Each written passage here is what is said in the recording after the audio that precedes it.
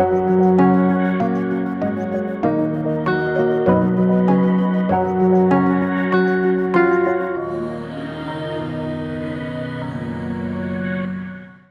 സ്തോത്രം, യേശുവേ നന്ദി.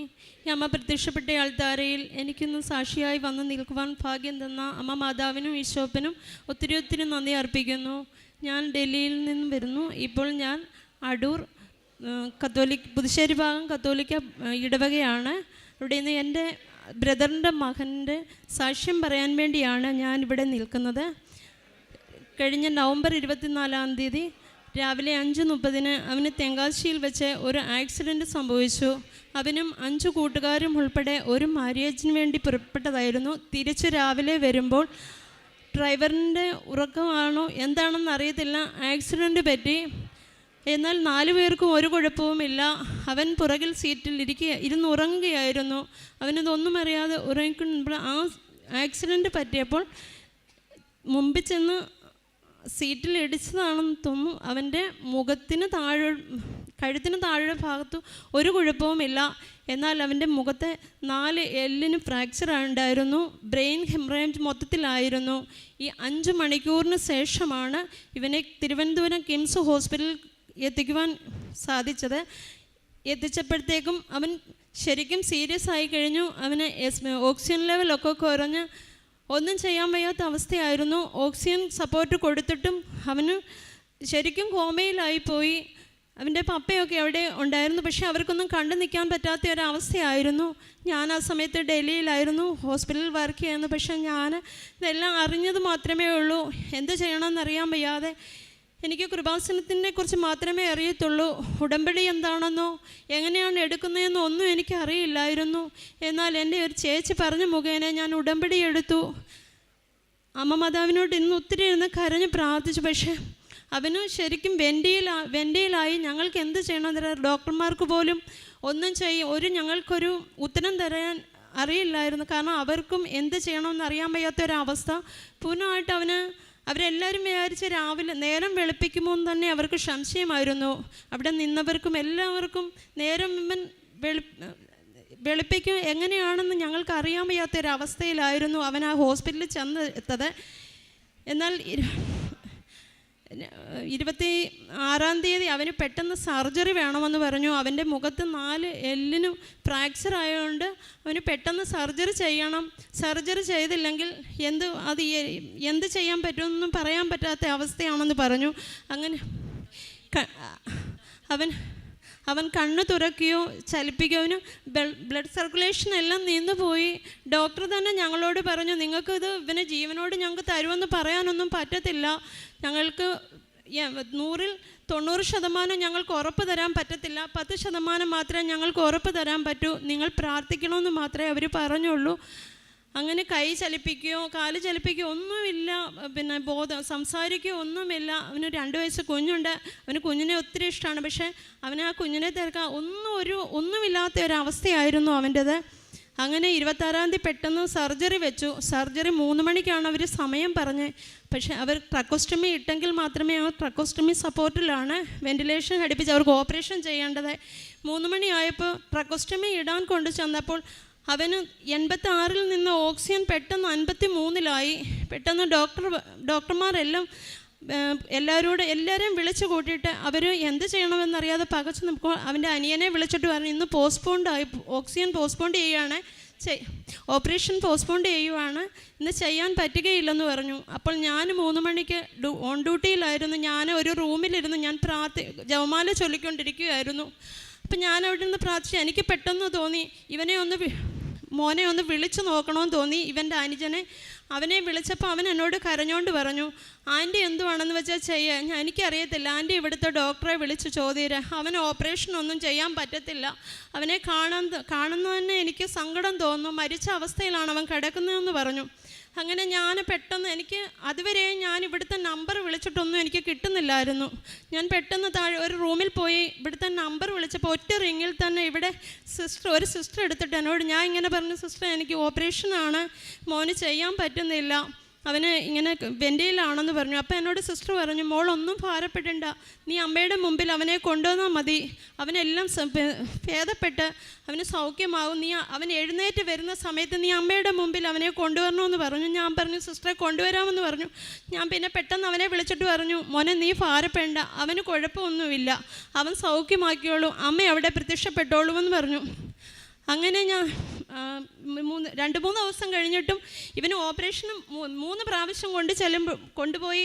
പക്ഷേ ട്രക്കോസ്റ്റമി ഇടാൻ ഭാവിക്കുമ്പോൾ എല്ലാം തടസ്സങ്ങളാണ്. ഒന്നിൽ ബ്ലഡ് കൗണ്ട് കൂടും, അല്ലെങ്കിൽ എന്തെങ്കിലും തടസ്സമാണ്, അല്ലെങ്കിൽ ഓക്സിജൻ എടുക്കാൻ പറ്റത്തില്ല.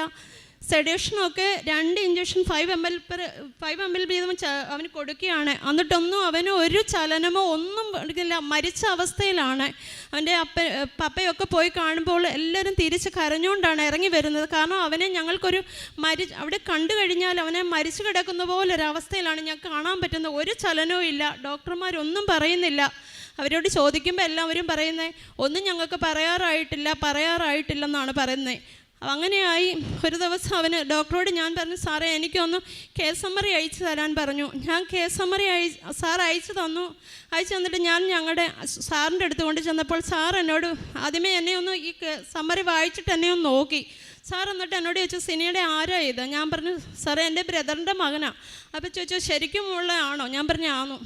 അയ്യോ സിനി ഇതെന്തും ഞാൻ പറയുന്നത്, ഇത് ആകെ ഒരു വല്ലാത്ത അവസ്ഥയാണല്ലോ, ഈ പുള്ളിക്കാരന് ഇപ്പം എങ്ങനെയുണ്ട്? ഞാൻ പറഞ്ഞു സാറേ വെൻറ്റിയിലാണ്. അപ്പം പറഞ്ഞു പുള്ളി എഴുന്നേറ്റെങ്കിൽ മാത്രമേ ഇത് നടക്കുമെന്ന് പറയാൻ പറ്റൂ, ശരിക്കും ഇത് ഒരു എഴുന്നേറ്റാൽ തന്നെ ഒരു തളർന്നു പോകുന്ന ഒരു അവസ്ഥയാണ്, എന്ത് ചെയ്യുമെന്ന് പറയാനൊന്നും പറ്റത്തില്ല, നീ തന്നെ വായിച്ച് നീ മനസ്സിലാക്കിയോളാൻ പറഞ്ഞു.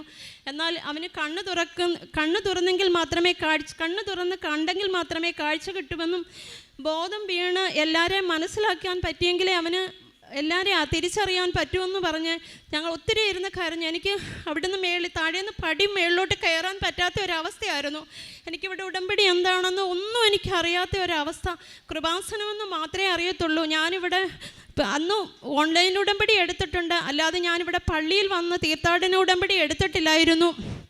അങ്ങനെ ഞാൻ മേളിൽ ഇങ്ങനെ വന്ന് 2 സ്റ്റെപ്പ് കയറിയപ്പോൾ ആരോ എൻ്റെ മനസ്സിലിരുന്ന് പറഞ്ഞു, നീ അവിടെ ചെന്ന് പള്ളിയിലൊന്ന് ഉടമ്പടി എടുക്കാൻ പറയുന്നു. ഞാനപ്പം മാതാവിനോട് ഞാൻ ഇങ്ങനെ ചോദിച്ചു, അമ്മ മാതാവേ നീ എനിക്ക് ഉടമ്പടി എടുക്കാൻ ഇങ്ങനെ മനസ്സിൽ പറയുന്നു, ഞാൻ ആരോടാ പറയണ്ടേ, ഞാൻ എങ്ങനെ പോവും? ഞാൻ ഇവൻ്റെ മമ്മിക്ക് അറിയില്ല ഇവന് ഇത്രയും ദിവസം വെൻറ്റിയിലാണെന്നൊന്നും. ഞാൻ നാട്ടിൽ വന്നു കഴിഞ്ഞാൽ ഇവൻ്റെ അമ്മ വിചാരിക്കും ഇത്ര പെട്ടെന്ന് നീ നാട്ടിൽ വന്ന് എന്തോ സീരിയസ് ആണ്. അവൻ്റെ അമ്മയോട് ഞങ്ങൾ പറഞ്ഞില്ല ഇത്രയും ദിവസം വെൻറ്റിയിൽ കിടത്തിയെന്നോ ഒന്നും പറഞ്ഞില്ല, ഇത്രയും സീരിയസ് ആണെന്നോ പറഞ്ഞില്ല. എന്നാൽ ഈ 2 പടി ചവിട്ടി കയറി കഴിഞ്ഞപ്പോൾ ഞാൻ ഇങ്ങനെ നിന്ന് കരയുകയാണ്. ഈ കേസമ്മറി പിടിച്ചുകൊണ്ട് നിന്ന് കരഞ്ഞപ്പോൾ ആരോ എൻ്റെ മനസ്സിൽ പറയുകയാണ്, കൃപാസനത്തിൽ പോ, അവിടെ ചെന്നിട്ട് നീ ഉടമ്പടി എടുക്കുമെന്ന് പറഞ്ഞു. ഞാൻ പെട്ടെന്ന് മോൻ്റെ അനിയനെ വിളിച്ചു. അവനോട് ഞാൻ പറഞ്ഞു, മോനെ ആരെങ്കിലും ഒന്ന് കൃപാസനത്തിൽ പോയി പ്രാർത്ഥിയിൽ അവിടെ പോയി ഉടമ്പടി എടുത്തിട്ട് കുഞ്ഞിൻ്റെ കയ്യിലൊന്ന് കാശ് രൂപ എന്തെങ്കിലും കൊടുക്കുക, ഇല്ലെങ്കിൽ തൈലമോ എന്തെങ്കിലും കൊടുക്കുക, അവൻ ഭേദമാകുമെന്ന് പറഞ്ഞു. എന്നാൽ അവർ പറഞ്ഞു ഇപ്പം ഈ അവസ്ഥയിൽ ഞങ്ങൾ എങ്ങനെ പോകാനാ, പറ്റത്തില്ല. പിന്നെ ഞാൻ അവിടെ നിന്ന് ഇങ്ങനെ വിഷമിച്ചു. ഞാൻ വിചാരിച്ചു ഞാൻ എന്ത് ചെയ്യും, ഞാൻ ആരോട് പറയും ഇങ്ങനെ പോകാൻ, എനിക്ക് വരാൻ പറ്റത്തുമില്ല. 2 പൊടി കുഞ്ഞുങ്ങളുണ്ട്, അവരെ തന്നെ ഇട്ടിട്ട് എനിക്ക് വരാൻ പറ്റത്തുമില്ല. ഉടനെ അവിടെ നിന്ന് തിരിച്ചൊരു കോള് എൻ്റെ ബ്രദറിൻ്റെ വന്നു, എടി ഞാൻ പോയാൽ മതിയോ കൃപാസനത്തിൽ, എനിക്ക് ഉടമ്പടി എടുക്കാനൊന്നും എനിക്കറിയില്ല, എന്നാൽ ഞാൻ പോയാൽ മതി. ഞാൻ പറഞ്ഞു മതി. ഞാൻ എൻ്റെ 2 ചേച്ചിമാരെ വിളിച്ചിട്ട് അവരോട് പറഞ്ഞു, ആങ്ങളെ അന്നേരം തന്നെ വിടാമെന്ന അവസ്ഥയല്ല, ഞങ്ങൾ അടൂരാണ്, ഒത്തിരി ദൂരമുണ്ട്. ഞാൻ പറഞ്ഞു ചേച്ചി നിങ്ങളോട് ബാബുച്ചാൻ്റെ കൂടെ നിങ്ങൾ പോയിട്ട് നിങ്ങൾ ആരേലും ഒരു ഉടമ്പടി എടുക്കുക. അപ്പോൾ അവരെന്നോട് പറഞ്ഞെടി ഞങ്ങളല്ലല്ലോ പോകേണ്ടത്, അവിടെ നിന്നല്ലേ ഞാൻ പറഞ്ഞു അവിടെ നിന്ന് ആരും എടുക്കാനില്ലല്ലോ, നിങ്ങൾ പോയി എടുക്കുക. എന്നാൽ എൻ്റെ 2ാമത്തെ ചേച്ചി ഇവിടെ വന്ന് ഉടമ്പടി എടുത്ത് എൻ്റെ ആങ്ങളെയും വന്നു. 2 ചേച്ചിമാരും ആങ്ങളയോടാണ് അന്ന് വന്നത്. 12ാമത്തെ ദിവസമാണ് വന്നത്. 12 ദിവസവും 13 ദിവസവും ഇവന് ബോധമില്ല.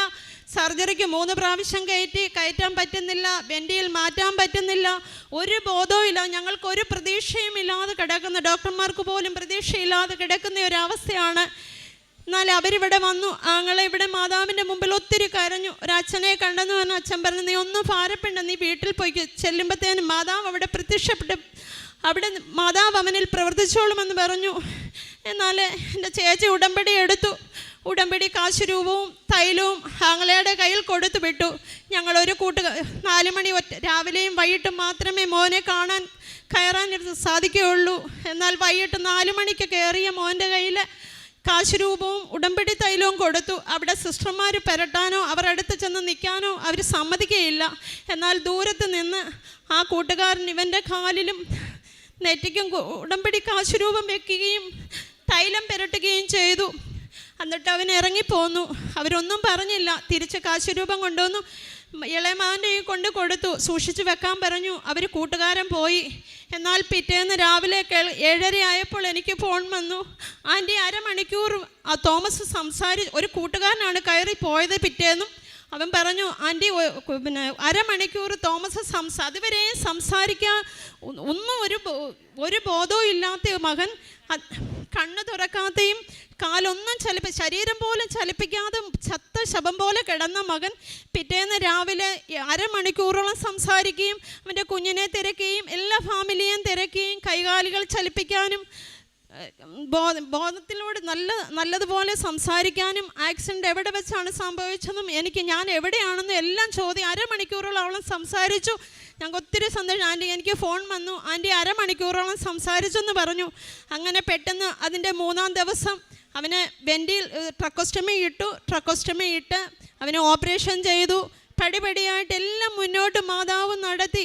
അവനെ 28 നവംബർ 19 ദിവസം അവൻ വെൻറ്റിയിൽ കിടന്നു. 11 ദിവസം പൂർണ്ണമായിട്ടും അവൻ കോമയിൽ കിടന്നു, ചത്ത ശവം പോലെ. 14-ാമത്തെ ദിവസമാണ് ഇവിടുന്ന് ഉടമ്പടി കാശുരൂപവും തൈലവും അവൻ്റെ ശരീരത്ത് സ്പർശിച്ചതിന് ശേഷം, അമ്മ മാതാവ് തൊട്ടതിന് ശേഷം മാത്രമാണ് ഞങ്ങളുടെ കുഞ്ഞിനെ ഞങ്ങൾക്ക് തിരിച്ച് കിട്ടിയത്. എന്നാൽ അവൻ പിന്നെ എല്ലാം പെട്ടെന്നായിരുന്നു. സർജറി കഴിഞ്ഞു, ഒരു കുഴപ്പവുമില്ലാതെ അവൻ്റെ റൈസ് ട്യൂബിനകത്തൂടായിരുന്നു. ആഹാരമൊന്നും കൊടുക്കത്തില്ലായിരുന്നു. എന്നാൽ റൈസ് ട്യൂബ് ഇട്ടിട്ടുണ്ടായിരുന്നു. റൈസ് ട്യൂബ് ഊരി, പോളീസ് കത്തീറ്റർ ഊരി, ട്രക്കോസ്റ്റമി ഊരി അവനെ വാർഡിൽ കൊണ്ടുവന്നു. ഐസ്ക്രീം കഴിപ്പിക്കാൻ തുടങ്ങി. ആദ്യമായിട്ട് അവനെ ഐസ്ക്രീം കൊടുത്തു. അവന് കുഴപ്പമൊന്നും ഇല്ലെന്ന് കണ്ടു. അവർ സ്ട്രെച്ചറിൽ കൊണ്ടുപോയി അരമണിക്കൂർ ഹോസ്പിറ്റലിന് ചുറ്റും കൊണ്ടു നടന്നു. അവൻ ഒരു കുഴപ്പവുമില്ലെന്ന് കണ്ടു. അങ്ങനെ 28 നവംബറിൽ 24-ാം തീയതി അഡ്മിറ്റായി. അവൻ 28 നവംബർ ഹോസ്പിറ്റലിൽ നിന്ന് ഡിസ്ചാർജ് ആയപ്പോൾ അവൻ പറഞ്ഞു, ആരെയും കാണാൻ പറ്റത്തില്ല, ഒരു റൂമിൽ അവനെ മാത്രമായിട്ട് കിടത്തണം, ആരും കുഞ്ഞു പോലും അടുത്ത് പോകാൻ പറ്റത്തില്ലെന്ന് പറഞ്ഞു. അങ്ങനെ അവനെ ഞങ്ങൾ കൊണ്ടുവന്ന് റൂമിൽ ഇങ്ങനെ ആക്കി. പക്ഷേ അവന് ആഹാരമൊക്കെ സെമിസോൾഡായിട്ട് മാത്രമേ കൊടുക്കാൻ പറ്റൂ. അവൻ എന്തെങ്കിലും കഴിക്കണമെന്നുണ്ടെങ്കിലും ഞങ്ങൾ മിക്സിക്കകത്ത് അരച്ചായിരുന്നു അവന് അങ്ങനെ അതും അരമണിക്കൂർ കൊണ്ടാണ് ഒരു സ്പൂണ് ആഹാരം അവന് ലിക്വിഡായിട്ട് കൊടുക്കുന്നത്. അതേ അവസ്ഥ വണ്ടിയൊന്നും ഓടിക്കാൻ പറ്റത്തില്ലായിരുന്നു. 5 മാസം കഴിഞ്ഞപ്പോൾ പെതുക്കെ വണ്ടി ഓടിക്കാൻ തുടങ്ങി, കഴിക്കാൻ തുടങ്ങി. ഇപ്പം ഞങ്ങൾ പൂർണ്ണമായിട്ട് അവനെ ആക്സിഡൻറ്റ് വന്നതാണെന്ന് പോലും അറിയത്തില്ല. 4 ഓപ്പറേഷൻ കഴിഞ്ഞതാണ് വായ്ക്കകത്ത്. അവനിപ്പം ഒരു പാടുപോലുമില്ല. അന്ന് ആദ്യമേ ഞാനിവിടെ സാക്ഷ്യം പറയാൻ വന്നായിരുന്നു. അപ്പോൾ സിസ്റ്റർ എന്നോട് പറഞ്ഞു, മോനെ കൂടി കൊണ്ടുവരണമെന്ന് പറഞ്ഞു. അങ്ങനെയാണ് ഇന്ന് അവനെ കൊണ്ടുവന്ന്. ഇന്ന് ഞങ്ങൾ ഏനാത്തൂന്ന് അവൻ ഇവിടം വരെയും വണ്ടി ഓടിച്ചു. അവൻ ആദ്യമായിട്ടാണ് ഇത്രയും ദൂരത്ത് വണ്ടി ഓടിച്ചു. അല്ലാതെ തിരുവനന്തപുരം വരെയൊക്കെ പോകും, പക്ഷെ ആദ്യമായിട്ടാണ് അവൻ ഇത്രയും ദൂരത്ത് വണ്ടി ഓടിച്ചു വന്ന്. അമ്മയ്ക്ക് അതിന് 1000 നന്ദി പറയുന്നു.